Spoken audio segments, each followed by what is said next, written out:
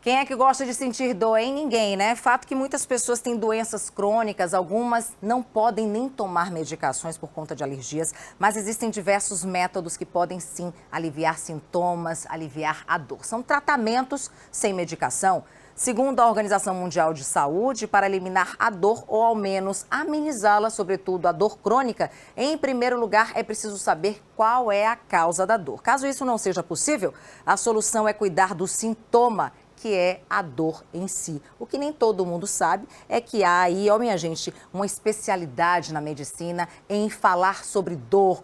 E é comum a gente conhecer alguns especialistas que falam exatamente nisso, no tratamento da dor. E aqui eu bato agora um papo aqui no nosso Alba Entrevista com ele, que é anestesista, médico anestesista e acupunturista, Dr. Walter Viterbo. Doutor, muito boa tarde, seja muito bem-vindo aqui ao Alba Entrevista. Anestesia é algo que a gente sempre, né, toma, né, vai dar uma anestesia, fazer uma cirurgia, toma anestesia para a gente não sentir dor. Então, o senhor já começou sendo médico da dor, já com anestesia, né? A anestesia, ela alivia alguns sintomas, pelo menos momentâneo? Boa tarde, muito obrigado pela oportunidade para falarmos de um tema tão relevante, que é o controle da dor. E, sem dúvida, na anestesia, é o primeiro passo para a cessação, para o alívio e para o controle da dor pós-operatória. Todas essas funções, elas são inerentes ao médico anestesiologista. Então, toda vez que um paciente precisar fazer uma cirurgia, ele, obviamente, vai ser atendido também pelo anestesiologista para que esse procedimento aconteça sem que o paciente tenha nenhum tipo de dor, nenhum tipo de sofrimento, nem durante e nem após o procedimento cirúrgico. Agora, doutor, existem pacientes que não podem, né? A gente falou aqui logo no início que não podem tomar medicação por conta de alergia, né? Isso acontece muito também em pacientes que não podem, né? Ou tem aquele histórico todo quando vocês conversam com o paciente porque ele tem alergia e ele não pode tomar certo tipo de medicação, principalmente quando ele vai se operar e que precisa passar por um anestesista, né? Existe isso de alguém passar por uma cirurgia sem estar anestesiado por conta dessas alergias? Olha só, é muito importante que você está citando. O paciente ele deve passar por uma consulta pré-anestésica, que é antes do momento da cirurgia, onde o profissional anestesiologista vai conhecer esse paciente, vai solicitar exames, vai fazer toda aquela anamnese, todo o exame físico, olhar os exames laboratoriais desse paciente e principalmente perguntar sobre alergias ou mesmo interações medicamentosas, que esse paciente possa vir estar usando medicamentos e que outros que serão utilizados na anestesia não haja nenhuma interação. Mas existem muitas opções hoje no campo anestésico para substituir aqueles pacientes que têm eventualmente relatos de algum tipo de alergia medicamentosa. Normalmente essas alergias elas estão muito mais relacionadas, por exemplo, aos anti-inflamatórios, aos analgésicos como a dipirona, como paracetamol, e não em relação ao que é usado na anestesia, que no caso, se for anestesia geral, né, os medicamentos, o funil, as medicações relaxantes musculares, normalmente elas não estão relacionadas com situações de alergia. Ou mesmo as situações das anestesias que são feitas só parcialmente, que é aquele chamado de bloqueios, então peridural, RAC, onde o paciente é anestesiado somente da barriga para baixo, ou num determinado local, na mão, no pé, no tornozelo. E isso é possível que esse paciente, apesar de ter alergias a anti-inflamatórios, ele seja anestesiado e faça o seu procedimento cirúrgico sem sentir nenhuma dor. Olha, agora que interessante, né? Porque muita gente já passou por isso, né? Já passou por essa consulta pré-anestésica, quem já se operou alguma vez na vida, né? E sabe que tem que passar. É rotina, né? Isso sempre acontece, tem que passar por uma consulta com o anestesista antes de realizar qualquer cirurgia, não é isso mesmo, doutor? Perfeito. Exceto, obviamente, aqueles casos de urgência, onde o paciente sofre um trauma, onde o paciente sofre um acidente, e aí o anestesista vai ter que anestesiá-lo, ainda que não possa conhecer as alergias desse paciente. Às vezes os familiares podem falar alguma coisa, mas eventualmente há casos raros em que o risco de vida lhe obriga a agir mesmo sem conhecer o paciente. Mas o habitual para as cirurgias eletivas, para as cirurgias marcadas, é que o paciente passe pela consulta pré-anestésica e a gente brinca assim, seja aprovado nesse primeiro vestibular. Ele tem que passar nesse vestibular, o anestesista tem que dizer que autoriza, porque se houver algum tipo de situação que necessite adiar, o anestesista vai pedir para adiar a cirurgia para que haja algum tipo de correção em exames, em medicamentos ou tratamento daquele paciente. Essa titularidade, medicina da dor, ela é recente, doutor? Porque a gente fala assim, né? Tem gente que só procura o médico quando está sentindo dor. Tem gente que só procura o médico quando está com algum problema, né? E tem gente que morre de medo de ir a um consultório e encontrar com vocês, né? Agora, muita gente tem ido ao especialista da medicina da dor justamente porque está sofrendo com tantas dores e não quer utilizar ou não pode, tem alergia a certas medicações. Como é que funciona isso? É recente essa titularidade de medicina da dor ou já existe há muito tempo, só mudou o nome? Bom, na verdade, o controle da dor faz parte da medicina desde o tempo de medicina, né? Se busca controlar a dor. Mas a especialidade algologia, que é o estudo da dor, ela é uma especialidade mais recente, né? É uma especialidade de 15 anos para cá, mas ela hoje é muito crescente. A gente vê que os pacientes já procuram, mesmo nas dores agudas. Antigamente, você via aquele paciente só na dor crônica, aquela dor muito antiga, refratária a outros tratamentos. Hoje a gente já percebe que o paciente já está conhecendo a especialidade e já vem buscar o médico da dor, o algologista, de uma forma mais precoce. Isso é muito bom, que vai facilitar o diagnóstico, vai facilitar o tratamento e vai permitir que o resultado seja melhor quando a dor é tratada precocemente. Agora, qual a diferença, doutor, entre a dor aguda e a dor crônica? Essa pergunta é excelente e muita gente tem dúvida. Na verdade, dor aguda e dor crônica não está relacionada com intensidade. Dor aguda e dor crônica está relacionada com cronologia, com tempo. Então, uma dor aguda é aquela que permanece até 3 meses. Depois de 3 meses, essa dor já se torna crônica. Para algumas literaturas, a partir de 6 meses, essa dor se torna crônica. E isso muda tudo. Se um paciente que tem uma dor aguda, uma dor que tem pouco tempo, as mudanças do corpo para tratar essa dor são relativamente pequenas. Já um paciente que tem uma dor crônica de 3, 4, 5, 6 anos, o corpo já começou a fazer modificações, a se adaptar para conviver e para tentar melhorar essa dor. Então, o tratamento e as propostas terapêuticas, elas modificam muito de acordo com o tempo.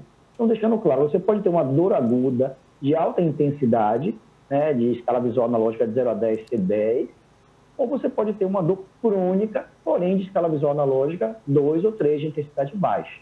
Então, intensidade é uma coisa e tempo, agudo e crônico, é outra. Agora as pessoas vão muito aí procurar você, doutor, com a dor crônica ou a dor que apareceu e tem pouco tempo, hein? Então, isso é o que eu falei no início. Nós percebemos que está havendo uma mudança significativa, né? Antigamente, o paciente que chegava aqui era aquele que o colega médico dizia assim, olha, não tenho mais o que fazer. Eu já operei esse joelho 2 vezes, eu já abri essa barriga 4 vezes, eu já mexi nesse ombro 5 vezes, eu não tenho mais o que fazer com esse paciente, agora com você. E a gente tinha, né, aquela conduta para o paciente que já foi deixado, vamos dizer assim, na especialidade cirúrgica ou outra especialidade, para que parasse na clínica da dor. Hoje, a gente já percebe que esse paciente chega mais precoce. Ele não é só aquele paciente de fim de linha, né? Não é a UTI do controle da dor. Hoje, a gente percebe que o próprio paciente, o próprio colega médico já recomenda a este paciente bem mais precocemente do que outrora. Olha, muita gente reclama, né, doutor? Eu acredito que chega aí no seu consultório se queixando muito de dor na coluna, né? Aí tem alguns especialistas também da área médica que falam que dor na coluna é um problema, é porque o corpo fala, né? Dor na coluna é um problema daquele peso que você está carregando que não é seu, é do outro, né? Aí as pessoas têm aquela crise na coluna. Tem tratamento aí na clínica da dor para vocês que são especialistas disso na coluna? Qual o melhor tratamento, o mais indicado? Seria mesmo a acupuntura? Muito bem. É uma pergunta ampla com várias respostas, né? Sim, um dos caminhos que mais trazem pacientes para o consultório de clínica da dor é a dor na coluna. É uma queixa muito prevalente na população e, obviamente, esse paciente acaba chegando aqui espontaneamente ou recomendado por outros colegas. Você falou um segundo fato aí, que é a questão emocional. Sim, entendemos que as dores emocionais, elas se manifestam no corpo. Uma delas é uma dor, quero bater, mas não posso. E aí eu sinto dor no ombro, sinto dor na questão cervical. É aquela situação de que você está precisando resolver alguma coisa e não consegue, não vai poder bater no outro, e aí você começa a ter uma dor psicológica que gera uma dor física. E existe a dor física real, existe aquela pessoa que tem alterações na coluna, por aumento de peso, por alguma alteração da própria genética desse paciente, pelo próprio envelhecimento natural dos seus ossos. Então, esse paciente ele acaba por chegar à clínica da dor.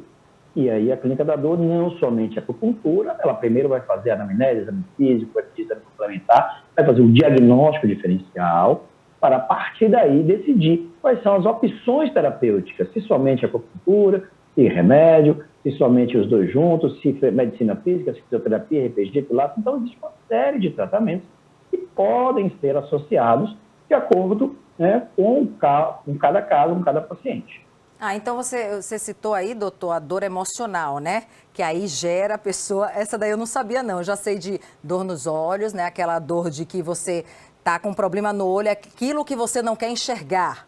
Aí tem a dor nas costas, aquele peso que não é seu e que você está carregando. Tem essa agora que você falou, né? A pessoa quer dar um tapa, quer dar um murro, e aí fica com dor no ombro. No ombro, Quem tá com bucite, então tá com esse problema, tá com raiva, tá querendo dar um murro em alguém e aí... Tá contido, né? Tá contido. É mais ou menos assim, né, doutor? Então, vocês acreditam nisso, que o corpo fala, né? Com certeza. Tem algumas teorias muito interessantes sobre a questão da dor psicogênica associada à dor real, né? Tem uma, por exemplo, do tornozelo. Dor no tornozelo é aquela pessoa que está cansada de andar e não alcança o objetivo e começa a ter dor nos pés, dor no tornozelo, dor no calcanhar. Então, são metas que não conseguem ser atingidas. Mas, claro que, além da teoria da psicologia, da dor psicogênica, é importante o médico fazer a anamnese, exame físico, exame radiológico da área em questão e fazer um diagnóstico mais preciso do que aquele paciente está precisando. Agora, essa dor crônica, doutor, ela tem cura, sim, e o tratamento, se não tiver, o tratamento também, ele é aquele tratamento permanente ou existe tratamento eficaz para uma dor crônica que a pessoa só vai sentir uma vez ou outra, né? As duas situações são verdadeiras. Você pode encontrar casos em que o paciente vem sofrendo há mais de 6 meses, característica dor crônica, e ele, por alguma questão, vinha sendo mal conduzido, com técnicas equivocadas, e ele pode realmente encontrar um tratamento mais adequado e ficar bom dessa queixa. Como também ele pode ter uma queixa de uma dor que ela não vai ser curada. Eu vou dar um exemplo, é um joelho, é um ombro de um paciente idoso de 70, 80 anos de idade, cujo melhor tratamento seria uma cirurgia, mas a família, o próprio paciente, opta por não fazer a cirurgia e optar pelos tratamentos conservadores. Então, a causa vai continuar ali. Um joelho que tem uma lesão no menisco, um ombro que tem uma lesão no manguito rotador, uma artrose prolongada de um paciente que tem sobrepeso, ele vai continuar sentindo dor, ele não quer fazer cirurgia, então esse paciente vai ser acompanhado pela clínica da dor para tentar diminuir essas queixas através das técnicas da fisioterapia, da acupuntura, dos próprios medicamentos. Então, existem várias técnicas nesse arsenal para aquele paciente que, por alguma questão, decidiu por não fazer o tratamento cirúrgico, o tratamento mais agressivo daquela dor, e vai fazer o tratamento chamado de conservador. Então existe sim uma queixa em relação a isso, né? Muita gente pode ficar com aquela dor a vida inteira, justamente porque não quer se operar, né? Mas existe a dor ser amenizada, né, doutor? Com essas terapias aí que vocês utilizam. Uma delas, que é a acupuntura, mas tem outras também, né? Vocês fazem processos também, indicam fisioterapia, como é que é isso? Perfeito, exatamente. O tratamento é multidisciplinar. Hoje a gente tem protocolos que demonstram que quando o paciente faz esse tratamento de uma forma mais ampla, ele tem uma cura ou melhora dos seus sintomas mais rápido. Então, é aquele exemplo, se você faz apenas um tratamento, olha, fui aqui, faço só fisioterapia, faço só acupuntura, faço só medicamento, você vai ter um tipo de resposta. Se você une essas técnicas, inclusive a gente associa aqui na nossa clínica a nutrição e a psicologia. Um paciente que perde peso, ele está melhorando a sua dor. Um paciente que tem dor crônica, ele vai ter alterações emocionais, principalmente de estresse, ansiedade e até de depressão. Então, é preciso dar para o paciente uma medicina multidisciplinar, onde nós colocamos vários degraus nessa escada. Não somente uma monoterapia, mas diversos tratamentos juntos, certamente vão fazer com que aquele paciente tenha uma melhora daquela queixa e tenha um resultado mais precoce, aumentando a sua eficiência. Olha, a gente vai dar um rápido intervalo, doutor Viterbo aqui, estou conversando com ele, que é anestesista, ele também é acupunturista, especialista nessa seara, que é a medicina da dor, mas daqui a pouquinho a gente vai conversar com ele sobre outras formas de a gente aliviar a dor, não só através dessas técnicas aí, mas tem florais, tem muita coisa que ele acha sobre essas técnicas também, e se ele utiliza na clínica e nos pacientes dele. Tá bom, doutor? A gente vai e volta. Tá bom. Muito bem, então a gente vai e volta.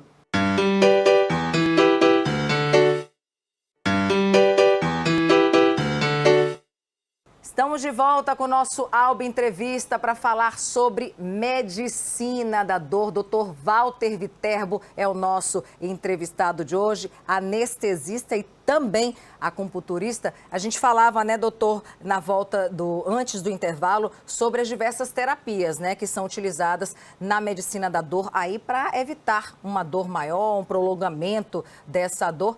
Entre essas alternativas estão a terapia da acupuntura, estão também a fisioterapia, o trabalho multidisciplinar. Mas e esse uso? Tem gente que faz uso, não, eu vou acender um incenso, vou fazer aromoterapia, cromoterapia.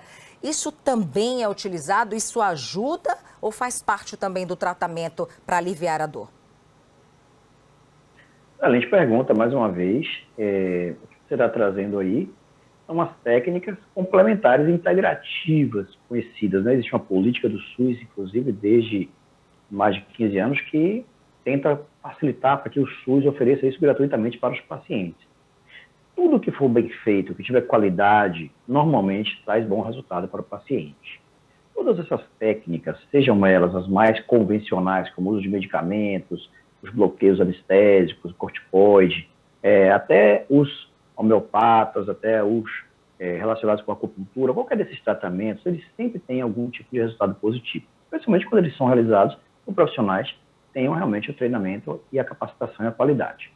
Essa outra parte, que a gente chama de medicina integrativa ou complementar, ela também tem demonstrado, e a gente tem visto aqui os pacientes que fazem em conjunto, uma grande ajuda. E isso vai desde a massoterapia, a cromoterapia, a yoga, o reiki, a massoterapia, entre outras, os florais. Tudo isso, se for bem aplicado, vai trazer benefícios para o paciente. Vamos lembrar sempre que a doença é uma desarmonia, um desequilíbrio. E tudo que for feito para tentar equilibrar mais esse paciente vai tornar com que aquele corpo esteja mais forte, aumente a sua imunidade, aumente o seu equilíbrio. Com isso, possa o próprio corpo ajudar no tratamento daquela doença. Muita gente... Então, considero muito útil, desde que seja bem feito por profissionais qualificados, cada um na sua área, claro. Muito bem. Olha, que bom, viu? A gente ouvir um médico que faz, que também estimula que esse tratamento possa ser um tratamento aí simultâneo, né? Com a ajuda, com o apoio de vários especialistas, né? E um ajudando o outro, é isso mesmo. Quanto melhor, a gente precisa mudar um pouco a cabeça, né? A forma da gente pensar. E falando sobre cabeça, que eu quero falar, né? Também, doutor, a pandemia, ela trouxe muito mais pacientes aos consultórios de medicina da dor? Infelizmente, né? A pandemia, ela aconteceu num momento inesperado e eu costumo usar a palavra combo, né? Aquela coisa que é um conjunto. Nós tínhamos os pacientes idosos que se tratavam, de repente nós fechamos a porta, fechamos o consultório por 15 dias, esses pacientes foram para casa forçadamente e tiveram seus tratamentos interrompidos de fisioterapia, de acupuntura, de medicação. Isso foi muito complexo. Depois, esses pacientes permaneceram em casa por mais tempo do que eles imaginavam. E aí deixa de fazer atividade física, e aí começa a comer mais, e começa a ganhar peso, e passa mais tempo no sofá assistindo televisão, e aumenta a fase de posturas ruins, o que dá uma piora na dor. Então, a gente teve um combinado ruim, onde se interrompeu tratamentos e se aumentou o número de possibilidades de causas de dores. Então, as causas de dores foram aumentadas, com aumento de peso, com o estresse, com os relacionamentos, com a depressão, com a ansiedade e principalmente com a imobilidade. O paciente em casa, parado, eles têm uma tendência a aumentar a dor. E com isso tudo, ele também parou de fazer os tratamentos. Então, quando a pandemia foi diminuindo naquela primeira fase, onde as pessoas tomaram a primeira dose, a gente percebeu esses pacientes retornando, né, com quadros piores. E aí chamou a atenção duas situações. Quem não tinha dor, que teve Covid, chegava no nosso consultório Sim. com a síndrome pós-Covid, queixando-se também de dor, e os pacientes que já tinham dores prévias e que tiveram Covid, tiveram uma piora da sua dor. É um fato que a gente já esperava, já tinha visto isso, por exemplo, na chikungunya. Aqueles pacientes que tinham dor, tiveram chikungunya, aquela dor deles torna-se mais intensa, principalmente em articulações, punhos, tornozelos, ombros, joelhos, calcanhares. Então, infelizmente, essa pandemia foi muito ruim para o paciente que já vinha se tratando de dor. Então é isso também, né? As pessoas se queixam muito, né, doutor, de que teve Covid, como você bem citou aí. Teve Covid, ficou com o sistema imunológico e também, né, o corpo precisando mesmo de um apoio maior, né? Gente que ainda se queixa de estar andando. Eu tenho colegas que saíram do hospital andando na cadeira de rodas, ficaram 2 semanas sem conseguir levantar, andando, segurando nas paredes. E para isso daí, virou então, para quem teve Covid, teve, né, esses sintomas, ficou assim depois, virou uma dor crônica? Pois é, muitos deles, viu? Muitos deles mesmo tiveram a piora, e a dor crônica, como citei, é aquela que passou de 3 a 6 meses, né? E a gente percebeu aqui que aqueles pacientes já tinham dor, de acordo com o Covid que chegaram com mais dor, e mesmo aqueles que não tiveram Covid, também chegaram com dor pelo fato de ter interrompido seus tratamentos. Agora, outra queixa que as pessoas sempre dizem que, né, vão e reclamam e tomam remédio sem ter ali o aval do médico é enxaqueca. Qual o problema da enxaqueca, doutor, e como ela pode ser resolvida? Esse também é um grande desafio da medicina. A neurologia hoje é uma especialidade muito avançada. Existe hoje as subespecialidades, né, onde se estuda basicamente as enxaquecas. Então, é algo que desafia muito. Tem pessoas que não têm nenhum problema. Mais de 90% das pessoas que queixam com enxaqueca, o exame de ressonância dá normal. Ele não tem uma causa, ele não tem um tumor, ele não tem uma alteração que justifique, que torna ainda mais difícil e mais individual o tratamento. Hoje, existe esse arsenal que já conhecemos, medicamentoso, e na acupuntura é muito comum o paciente referir melhora da dor de cabeça. Todo tipo de enxaqueca, todo tipo de dor de cabeça que temos aqui, nós percebemos que os pacientes, eles realmente referem um grau de melhora, ou mesmo passam muito mais tempo sem ter, ou quando tem, a intensidade é menor, ou reage melhor às medicações. Então, ele precisa tomar 3, 4 dipironas, com 1, 2, ele já consegue melhorar a dor de cabeça. Mas é, sim, um grande desafio da medicina o tratamento da dor de cabeça. Então, dor de cabeça, ela pode ser, então, amenizada também com a acupuntura, né? Como é que é exercido esse trabalho da acupuntura? Eu sou, né, amante da acupuntura mesmo, tive um problema de bursite, eu não queria dar murro em ninguém não, viu? Mas tive um problema de bursite quando eu estava grávida, e aí só foi, daquele problema de você não conseguir nem pisar no chão, só foi resolvido com a acupuntura. Como é que a acupuntura trabalha e por que tem essa melhora toda, doutor, com o ingresso, né, aquela entrada daquelas agulhas? Qual o poder que essas agulhas têm? O que é que elas mexem no nosso corpo que a gente melhora mesmo? Excelente. Como o nome já diz, acu é agulha. A passagem pela pele da agulha, ela é capaz de estimular, de gerar um estímulo. Assim como quando a gente aperta o botão e a lâmpada acende, existe o fio que leva a informação. No nosso caso, são os nervos. E a lâmpada é o nosso cérebro que percebe que está sendo estimulado em várias partes do corpo um pequeno tipo de perfuração. Então, o corpo entende aquilo como uma agressão e vai trabalhar para produzir uma liberação de neurotransmissores na corrente sanguínea. A acupuntura, na verdade, não é nada mais do que um estímulo pequeno doloroso para tratar grandes dores. Então, quando você coloca a agulha, é como se você estivesse acendendo a lâmpada. E esse estímulo de produção de neurotransmissores vai fazer com que o paciente sinta menos dor. E o neurotransmissor mais conhecido é a endorfina, que faz com que, além do paciente sentir menos dor, diminua o estresse, a ansiedade, e entra também no aspecto do controle emocional. Então, a acupuntura tem 2 grandes benefícios, tanto na parte de dor quanto na parte emocional. E tem 2 áreas de ação importantes, uma no local e outra central. Quando você coloca a agulha no ombro, no tornozelo, no joelho, você já provoca ali uma inflamação e faz com que o corpo venha renovar aquela área ali, chegue mais sangue, tenha todo um estímulo de algiogênico, como a gente chama, mas que vai te ajudar a melhorar aquela lesão local. E, além disso, essa inflamação vai fazer com que o corpo libere na corrente sanguínea esses neurotransmissores que eu citei, que vão fazer com que a gente sinta menos dor. Então, a acupuntura nada mais é do que acender uma lâmpada. Não necessariamente a entrada das agulhas é diretamente no problema onde está. Tipo, estou com um problema no braço, aí a entrada da agulha vai ser no braço, mas pode ser na perna também. Estou com um problema na cabeça, né? Dor de cabeça. Aí vão colocar agulhas na minha cabeça? É mais ou menos assim? Como é que é, doutor?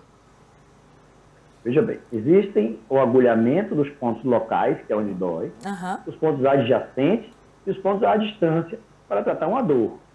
Mas quando você vai ao consultório de acupuntura, o médico nunca vai lhe enxergar como um pedaço. Então, mesmo se você tem uma dor no cotovelo, no ombro, no joelho, ele vai lhe enxergar como um todo para tentar entender por que você tem essa dor. E vai fazer com que você faça, né, um reequilíbrio através dessa circulação da energia. Por isso vai colocar agulhas no corpo todo, no alto e no baixo, de um lado e do outro, na frente e atrás, para que essa energia circule. Então, o agulhamento não necessariamente é no local que dói, muitas vezes nem é, às vezes a gente faz a distância do tratamento, às vezes pode ser local, às vezes pode ser adjacente, mas sempre vai ser vendo o todo e nunca a parte, que é uma diferença da nossa medicina ocidental, onde cada vez há uma super especialização. É bom, o oftalmologista de retina, o de catarata e por aí vai, mas na medicina oriental, na acupuntura, o ser humano integral como um todo deve ser tratado para tratar uma parte que é a sua doença, a sua desarmonia. Agora, interessante, né? A agulha, ela é fina e um pouco grande, né? Mas ela não dói, né, doutor? Por que ela não dói? Como as outras agulhas, não deveriam fazer uma injeção com agulha da acupuntura? Então, a técnica, né, ela foi desenvolvida. Primeiro, ela é finíssima, né, da espessura de um fio de cabelo. Existe um introdutor que faz com que você, ao passar com determinado toque, ela passe de uma forma que ela é quase indolor, quase imperceptível. Agora, tem forma dessa agulha entrar no lugar que não era para entrar e realmente fazer o efeito inverso? Existe isso, essa possibilidade da pessoa não tá tudo ok, mas ela está querendo fazer aquele trabalho para melhorar mais ainda e a agulha entra no lugar que não era para ter sido colocada. Perfeito. Eu vou te responder as duas situações aí. A primeira é, aquela pessoa não treinada, daí eu chamo a atenção da especialidade médica. Recentemente vimos um caso de uma massoterapeuta que resolveu fazer o agulhamento e provocou um pneumotórax numa paciente que ela fazia massagem. Não tinha nenhuma formação para fazer esse agulhamento.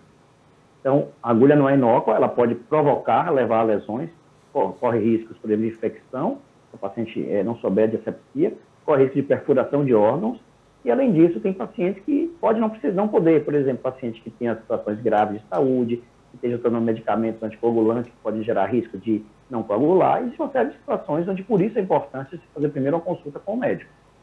E tem o lado oriental, onde um diagnóstico mal feito vai ter um efeito reverso, como você disse.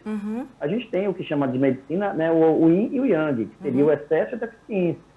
Se um paciente, por exemplo, é um paciente deficiente, um idoso, de 80 anos, sem energia, e você vai colocar pontos para tirar a energia desse paciente, vai colocar pontos como se fosse tratar um estresse, como se fosse tratar uma ansiedade, uma histeria, você vai acabar por exaurir ainda mais a energia desse paciente. Ou o inverso, um paciente estressado, um paciente yang, onde você precisaria usar pontos para acalmar ele, e você utiliza pontos para levantar a energia dele. E aí você vai fazer esse paciente tocar fogo, incendiar. Então, a importância do diagnóstico, a importância do profissional qualificado, e principalmente os riscos que são inerentes a todas as especialidades. A cultura também tem risco. Por isso, deve ser feita por médico. Agora, deixa eu te perguntar, doutor, a gente já está finalizando o nosso Alba Entrevista de hoje, assunto bom, né, minha gente? Quem é que não quer curar uma dor, né? Até a dor do coração. Tem cura a dor do coração? Aquela dor assim, terminou um relacionamento, aí a pessoa vai procurar você, doutor. Tem cura essa dor? Estão perguntando, minha gente. Ameniza, né? A gente, quando faz a acupuntura, a gente acalma mais o paciente, a gente leva uma endorfina que dá uma sensação de bem-estar. Não vai trazer o namorado de volta, mas pelo menos dá uma amenizada. E tem o psicólogo aqui do lado que a gente recomenda para dar um suporte profissional. Aí só indo fazer, né, jogar as cartas, né, trazer aquela pessoa amada e não sei quantos dias, né, doutor? Agora me diga, você como especialista de acupuntura, você faz uso então dessa arte, né, dessa técnica milenar? Perfeito. Tem o ditado árabe que diz que um bom médico tem que ter sido paciente primeiro. Então, obviamente, aqui no nosso consultório, são uns 18 colegas, né, temos 6 unidades espalhadas pela cidade e a grande parte deles acaba por atender o outro também. É óbvio que eu fico muito feliz de ser atendido. E eu muito feliz de ter conversado com você, doutor, aqui, conhecer um pouco mais, tá vendo? Aquela parte que ele falou, que muita gente ficou, né, boquiaberto, meu Deus, o murro no braço, né, a dor no braço, o tornozelo, né? Foi muito esclarecedora, viu, doutor, sua entrevista aqui com a gente no nosso Alba Entrevista. Agora, só para finalizar, doutor, a pessoa que precisa de um tratamento no médico da dor, na medicina da dor, e precisa principalmente, né, para não cair nesse problema aí de ir para um profissional que não tem especialidade em acupuntura, né, levar uma furada sem né? Faz como para procurar o bom acupunturista? Entra no site da Sociedade Baiana de Medicina, como é que é? O Conselho Regional de Medicina, o CREMEB, ele vai estar à disposição hoje tudo da internet, site, é muito simples. Então, no site do Conselho Regional de Medicina, no estado da Bahia, CREMEB, e lá vai ter a lista dos profissionais que tem o RQE, que é o Registro de Qualidade da Especialidade, é o registro especialista, né? Então, sempre procure um profissional que tenha RQE registrado no Conselho Regional de Medicina do seu estado, onde você estiver. Essa talvez seja a mais forma garantida de você estar protegendo a sua saúde. Obrigada, viu, doutor? É isso, minha gente. Mais uma entrevista aqui esclarecedora. Agora você não tem mais dúvida nem sobre a medicina da dor, muito menos sobre os especialistas que atuam nela, né? A gente vai ficando por aqui, viu, minha gente? E você continua com a nossa programação, seguindo a sequência aqui da nossa TV Alba. A gente volta na próxima quinta-feira trazendo mais um convidado especial para você. Até mais.